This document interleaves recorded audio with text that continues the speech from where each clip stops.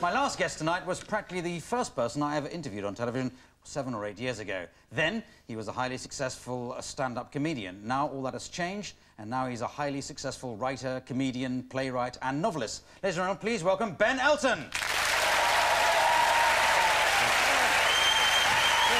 Good to see you. Good to see you, right? Thank you. Thank you very much. Yeah, right. OK. Well, we'll do it all again.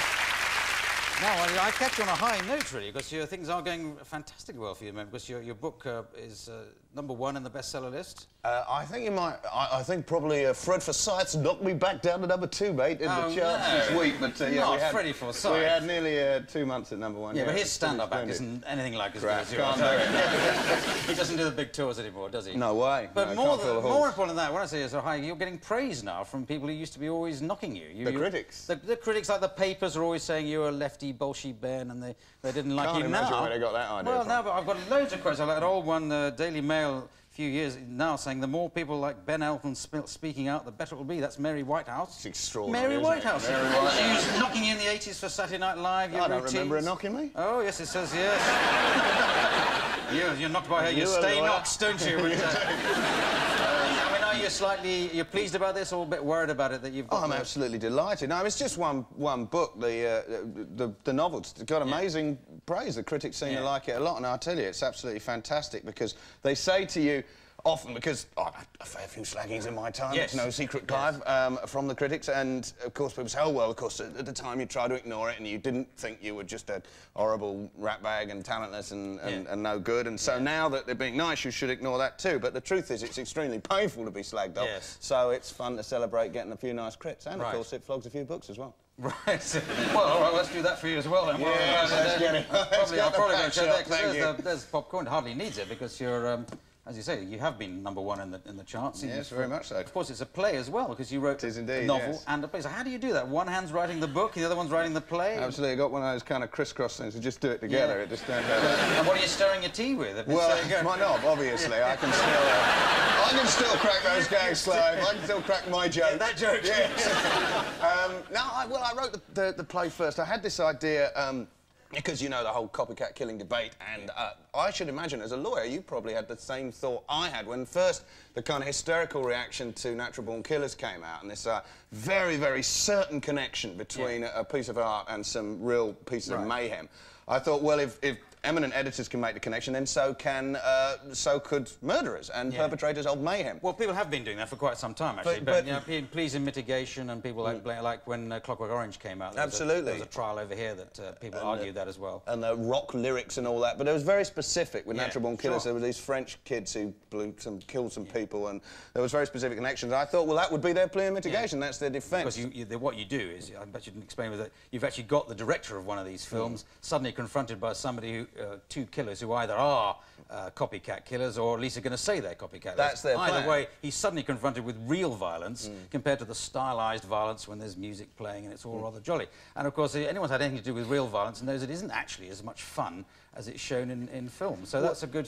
Well, it's a good... But, I mean, the director makes that point. The guy, he says, oh, yeah, like, so that's a big revelation, that we don't have rock and roll music playing behind real violence, etc. He says, and I think convincingly, as Oliver Stone is doing, I'm an entertainer. I'm an artist. The idea... Other people are responsible for their actions, but then, of course, he's got to consider the responsibility of his own actions. Artists work within society. There's no conclusion to be drawn, because I certainly don't advocate censorship. Well, but you're edging towards it, not exactly censorship, but you're saying that there could be a connection between these two. No, well, of course there could be a connection between art and life. I mean, you know, you've made people laugh tonight. A good love song might make a person feel happy. Art obviously influences people emotionally. That's you mentioned the French case, but there is, in fact, a case going on in America at the moment where two very similar kind of killers are suing, or their victims are suing, Oliver Stone and Natural Born Killers. And somebody's going to have to take a decision. We can waffle about it, but the court will have to decide, yes, there is a connection, or no, there's no way you can... Absolutely, and if that court case is won, reprehensible though I thought Natural Born Killers was... Bad film, wasn't it? Bad film, but if that's irrelevant. If this case is won, what's happened is, just to bring people up to speed on American news for a moment, I mean, Eddie didn't know about BSE, why should we know about their various murderers? Same number of deaths. Exactly. I've got your number. Madame Vasso told me it. I know. Oh, you're in trouble. let's get this straight. I knew you were going to say that. I've got the hands, so of course there's a connection between... Oh, you're lovely. Ooh, you do that to my trousers.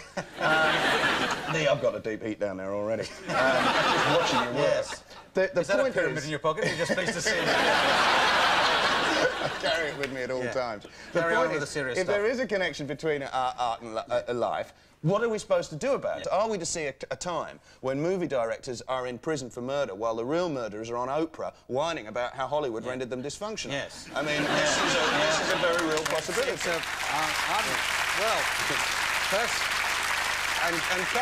Personally, I'm hoping to have it both ways, because I'll be there defending the movie direction and I'll be having Oprah's show because she'll have been bumped off by a maniac by then. Absolutely. Somebody will have taken against that tie, gone out and killed somebody, and you'll be in the dock for it. Or somebody with taste. Absolutely. So we're running out of time now, but you're still doing your stand-up tours coming back? Oh, I am indeed. Thank you for doing that. So you're writing your novel, you write the play, and you can the novel's written. The novel's at the top of the charts. Yes. The play's on stage in Nottingham, bringing it into London via Leeds, all the plugs, and I'm going back on the road. But you always used to say, I'll just end on this, you always used to say that you didn't really ever want to be a stand-up comedian, you wanted to be a writer, and for about 6 months you had nothing else to do, nobody to write for, so you started doing stand-up. That was very true, yeah. But here you are, 10, 15 years on, you can't need to have to go and do it, because you've got plenty of outlets from your writing, yet you're still doing it. Yeah, so deep down, you must want to be there and be loved by the audience. Not like, I don't get any excitement on stage. It's not like, oh man, you go out, you make love to 1,000 people.